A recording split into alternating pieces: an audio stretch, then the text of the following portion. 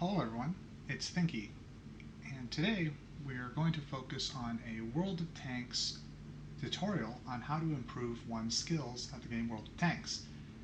Specifically, we will be looking at Tier 6 skirmishes. The first concept that we're going to work on is positioning. And while we look at positioning, the very first thing that we want to look at is the positions that exist on the map, because the map is where we are going to do our entire operations from the start of the game to the very end of the game. So in the map there are three locations, and this is true of all maps. There is a left, which in this map, Ensk, consists of a city section. So the city section consists of the left side of the map. There is the field, which is the right side of the map, and then there is a middle, which in this case consists of the railways. So there are three map positions: the middle, the left, and the right. And now that we understand the map positions, we're now going to take a look at the game layout. A Tier 6 skirmish consists of a 7 versus 7. So I'm just going to go ahead and place 7 tanks. We'll start with the green team, and then we'll place 7 tanks on the red team. Now, everything at first appears to be 100% the same. Let's assume that the tanks on the green team are T-34-85Ms, and that is all of 7 of these tanks right here. And down here, we're going to assume that all 7 of these tanks are also T-34-85Ms. So on the surface, everything appears to be balanced, right? It is 7 of the same tanks on the green side against 7 of the same tanks on the red side, and there is no advantage or disadvantage to either side. Now that would be true on the surface level, but let's look at it a little bit deeper. When we look at each individual tank, or more importantly, each individual tank player, we will notice that they will have different crews, and their crews will have different skills and perks, and they'll have different crew strengths. Maybe one player has only a 1 perk crew, where another player has a 7 or 8 perk crew, or anything in between. So you're starting to notice that there's an imbalance. There's an imbalance between player crew strength. And let's say that some players have equipment and some players have no equipment. So there's an imbalance of both the crew and both imbalance of the equipment. So we're kind of assessing the imbalances. And there can also be an imbalance of player strength. Let's say that's half of the team is average level, and then the other half of the team is extremely strong. And then let's assume that the red team is all below average. So what you have created here is a stronger green team against a weaker red team. So there's an imbalance. So we've established 3 different types of imbalances: imbalance of the crew, imbalance of the equipment. So crew and equipment, the imbalance of the player strength, and so on. So there's imbalances in that regard. There's also imbalances that exist in the game in terms of what tanks are being played. An OI has more hit points than a T-34-85M, but a T-34-85M has greater mobility. So there's an imbalance between the tanks as well. So what you'll start to notice is that World of Tanks has a lot of imbalances. But all of those imbalances are kind of well known and well established. Some of the imbalances that are rather less known would be positional imbalances. There is something known as position that we're going to be looking at, and every position has strengths and weaknesses. So let's take a look at the very first concept. So the very first concept that we're going to look at is position. And before I explain different types of positions that can exist in a Tier 6 skirmish, and the strengths and weaknesses, and maybe what positions you want to try to establish with your team, or try to look out for in your enemy's team, what I want to do is I want to tell you the merit of why positions have strength at all. So in order to do that, we have to look at a concept called map control. And it's very important to understand the concept of map control, because all of the positions that you have and all the positions that you go against, the concept of map control is going to be playing an integral part in that evaluation. So let's take a look at, let's pretend that the red team does not move from the spawn. They're just content with sitting on the spawn circle and waiting for the green team to attack. Now, of course, this is a strategic error, but that is for another day. That will be under the that will be a video that covers strategy. This is a video that's just going to be covering position. So positionally speaking, if the red team just hides on the spawn circle and that's all that they are doing, then the green team has the opportunity to get what is known as map control. And there are only 3 positions on the map, as we've established: a middle, a left, and a right. And all 3 of the positions green is going to take control over.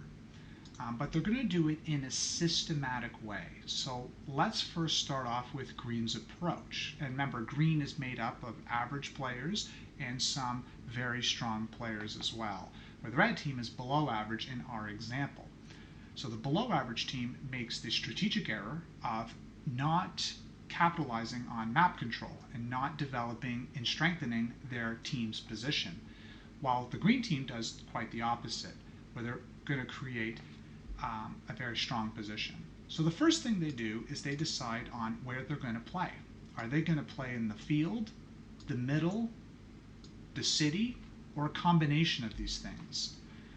Let's take a look at what the green team decides. Let's say that the green team knows that their team is stronger than the enemy team, so therefore their position is going to be one that can force an engagement. The field can be both a slow and a fast game, but the city is almost always a fast game. So the green team uses the evaluation of them being a stronger team as a reason to play the city. So you can see that the position that you take is influenced by the evaluation you have and the information you have of your opponents. So it's really a game of information at this stage, and the information we have is that the green team is stronger. So we're going to position in a way where our teammates are together. So in this position, all of the green tanks are very close to one another. As we can see here, they've set up a type of a fortress, or also known as kind of a turtle, but a turtle kind of implies a static defense. This is more of a fortress in the sense of, when I use that term, I'm referring to a position where all of the teammates can defend one another and they can reposition to help one another, and by the same token, they're not giving any weaknesses to their position. Now in this position, what has green done? They've assumed an aspect of the map. They're controlling an aspect of the map. In particular, they are controlling kind of these grid squares within the city side of the map. So they have a part of the map controlled. And we know that it's controlled because the red tanks are not there, right? So because the green tanks are here, they control this part of the map.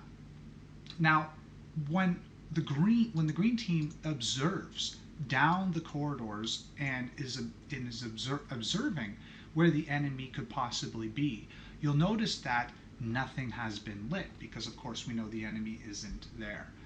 So because the green team has observed, made an observation based off of their position, they have gained additional information. They have concluded at this point that the enemy is perhaps not in the city. And if they are in the city, they're going to be in an area where the green simply doesn't have line of sight. Now it's very important to understand what line of sight green has. They have line of sight down the one line because of the tank that's on D1. That's this guy. And they have sight down these two openings in the city. So there is some vision here. I'll have to recreate that box apparently, but that's fine. So we have some vision up to here. And we will say that this tank repositions just to gain a little bit of vision on the other opening down the 4 line, the 3 and 4 line. So we're going to say that this guy positions himself in a way where he has observation down here. So it's very important to understand what level of observation your team has, and this is a concept known as vision control. So you're kind of controlling these different areas with the vision of your tanks, with the view range of your tanks, and you're seeing where the enemy isn't. And that's going to help you figure out where the enemy is. So at this point, you're going to assess, you do an assessment. And you always want to assess the worst first. So the best case scenario is that the enemy is in their base, because that doesn't affect the match. It doesn't threaten your cap. It doesn't pose a potential risk to kind of isolate one of your tanks that are on the periphery. So it's the least threatening. So the least threatening position that the enemy could have is that they're in their base, not achieving a whole lot. The second least threatening would be maybe they're in the field, but they're kind of setting up a fortress of themselves, a turtle defense. And now let's look at some of the threatening. They're doing a hard push down the field or the tracks to the cap. And the reason that's threatening is because it's threatening to perform a fast cap and win the game early without having to exchange hit points and do damage to the tanks. So if that is the case, green has to perform a particular task. They need to secure the cap. Now, playing tier 6 skirmishes, there have been many instances where teams do lose games because the enemy takes the cap because the team was not in a position to defend the cap. They were so focused on their plan and executing their attack that they lost sight of defending their cap circle. So as you've gained this vision and you see nothing there, the next thing that you should do is you should send some tanks back, whether it's all or maybe a few. And now it's very important that if you do send a few tanks back, right, we're going to say 2, that you actually keep a distance. As a rule of thumb, because we're talking about position here, you always have to keep in mind the position of your team as a whole, always. And as these tanks are moving away, right, the more that they go away from the main group, the bigger the risk. So if we were to assess these 2 tanks here, this tank is at medium risk and this tank is at high risk, because enemies can be posted anywhere and this tank is kind of isolated. He's left alone. For that very reason, this introduces a kind of a new concept called overextension. This tank is said to be overextended, and the reason he's overextended is because it's a relative term to the main group. He's beyond the support of the main group. He's out of their vision, and he's out of their line of fire, line of sight, and he can't easily be defended by his team. So he's said to be overextended. So if this is used, let's say you're driving this tank, and you notice on the mini-map that your team is kind of staying back, that means that when you want to gain vision on something that could potentially be at the cap, you should keep a distance. As a matter of fact, the distance that you decide to take is dependent on the position of your allies. If you have many allies with you, you can close the distance. If you have few allies with you, as in this case, you need to increase the distance. So the tank can take a journey in a way that is roundabout and safe.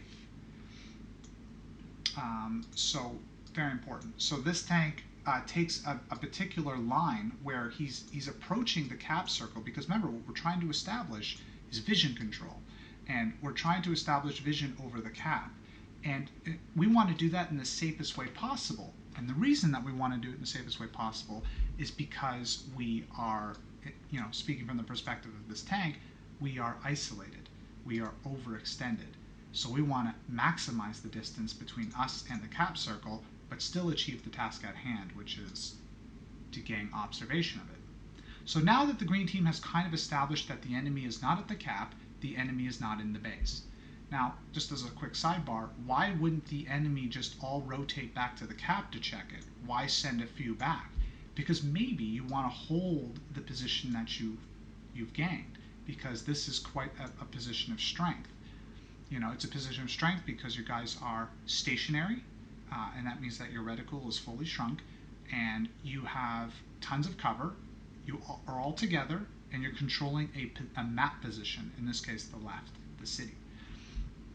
So now that you've established that the enemy is not on the cap, the enemy is not in the city, now you have a lot more freedom. So the amount of possibilities opens up a bit. You can push through the city as a viable option at this point. You can relocate completely and push through the tracks or push through the field. You can even spread out a little bit, maybe send one tank down the tracks, but do it quite safely, kind of hugging this side.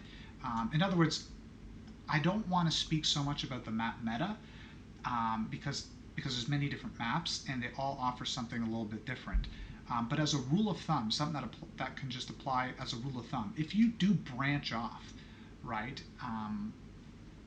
If you do branch off, just make sure that you're taking a cautious approach, right? It's very important, because if you are overextended from the main position, realize that you're in potential danger, right? And the more overextended you are, the higher level of that potential danger.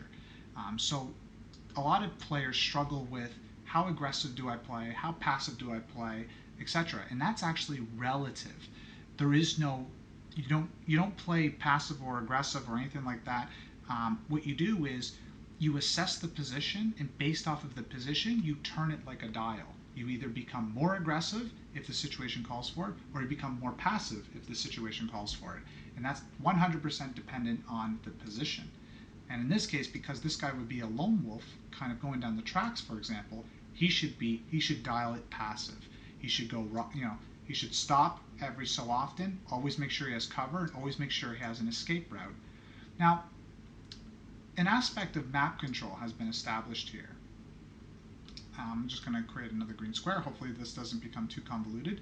This, let me just go here. So this aspect, this part of the map is under green's control. So this is the aspect of map control. And also, this aspect of the map is under green's control. So green is slowly increasing their map control.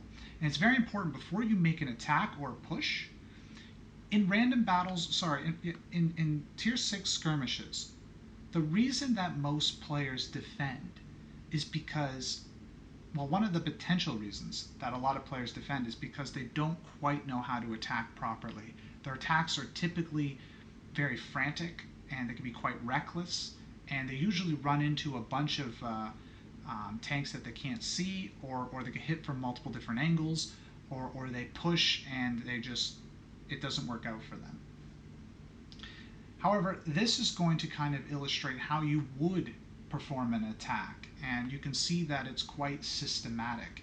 And the systematic nature of this approach and this understanding is going to allow you to replicate it, and it's going to allow you to have consistent results over time. That's hopefully the goal. Results may vary. But long story short, that's kind of the deal.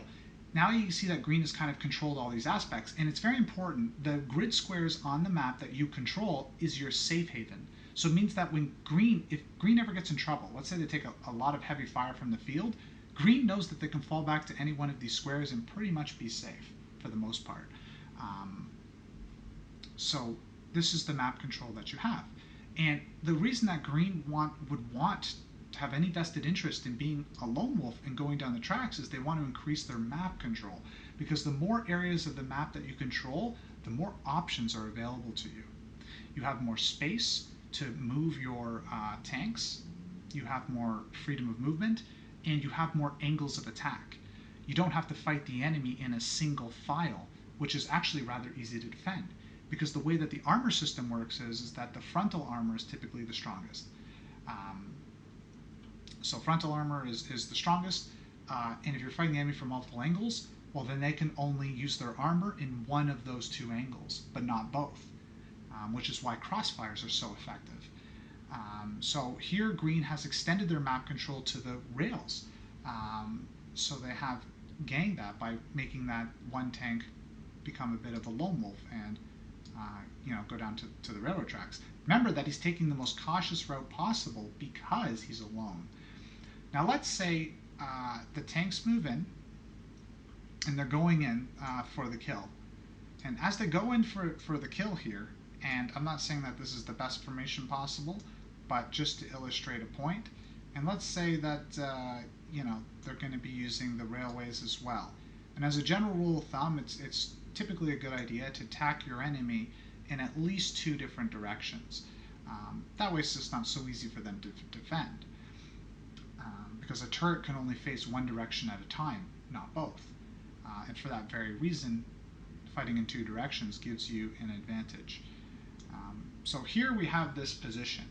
Now if we look at what is viable for the green team to do, is they can attack in a couple of ways here. Let's take a look. They can attack in this type of direction, right? They can also put pressure here.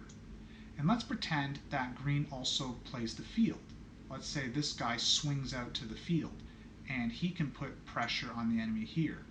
And let's say that this guy swings out to the field as well and he can put pressure here. The enemy is getting pressured from all these different directions. And when they're in a small group, they're going to get in each other's way. They're going to block each other's shots.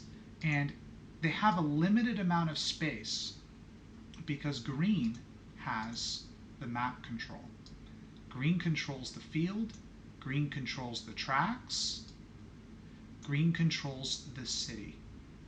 And for that very reason, because green has all of this map control, they're able to create all these different angles of attack. And red is struggling. They're blocking each other. If they want to, let's say you hit one, he damages ammo, you kill his commander, and he's at half health. Does he really want to continue trading with you? And let's say you're full hit points. No, he's going to go, I can't reload as fast, I'm already hurt, and you're already shooting me, so it's likely you're going to shoot me again, right? So for that very reason, he wants to escape your attack. And the problem on this is that red, as we look at it, where are they going to go? They can't go anywhere because any direction that they go, whether it's middle, left, or right, they're in the enemy's map control. They're in the enemy's territory, and everywhere is gunfire. So they have no safe haven. Now, if green wants to back up, it's very easy for them to retreat. Let's say red starts trading well, and let's say red's the one that loses the ammo, loses the commander, loses a gunner. No worries. Green can retreat to any one of these grid squares. The field guys can back up to wherever they need to back up. The railroad guys can back up where they're safe. Same with the city guys. So, as you can see, the map control is allowing you to create all these different angles of attack. It's allowing you to have retreat points, and it's allowing you to fight on your terms. So this is, the power of map control, and as well as vision control. Because when you perform an attack, such as if we get rid of this for a second and take a quick peek. Let's say that in this position, red had 2 tanks that were here. This is called a split. And these 2 tanks got lit because they're within green's vision control. And let's say that green says, you know what, we've been trading for about 30 seconds and I haven't seen any other tanks. I think that these two tanks are isolated. Now he's going on a hunch. It's an educated guess, but it's still a guess. How do we solidify this into something a little bit more assuring? Well, what we can do is we improve our vision control of the position, such as what this guy is doing and such as what this guy is doing. As these guys look down the flanks, they notice that the flanks are clear. And because the flanks are clear, that means that it's free to use the flanks. So these tanks now can use these flanks. And these guys can push. And remember, you always want to attack your enemy. You don't always have to, but it's an advantage to attack them in 2 different angles because remember, a turret only faces in one direction. So as you can see here, the red tanks are getting hit from multiple directions, and red is having a tough day at the office because the guys at the base are going to sit there, look at the scoreboard, and it's going to say very soon 0-2. They're going to be down 2 tanks in this position. On top of that, not only are they down 2 tanks, they themselves have done 0 damage. And then they're going to reflect on this. If they're aspiring players looking to improve their game, they're going to say, well, what could we have done differently? And they're going to try to find the answer, and they might find it and they may not. But one of the answers could be they didn't have the correct position. They weren't active, right? If the red team's position was to separate, here's the main group. These tanks are overextended and isolated, right? There are 2 groups that were created. Red splintered into a big group and a small group, and the small group entered a contested territory, and they got overmatched. The term overmatched means that you simply get outnumbered, right? The green team has the overmatch because they are outnumbering the red team. And in this particular position, it's 4 tanks shooting 2 tanks. And it's 2 different angles, which means frontal armor is only facing one of the directions, but not both.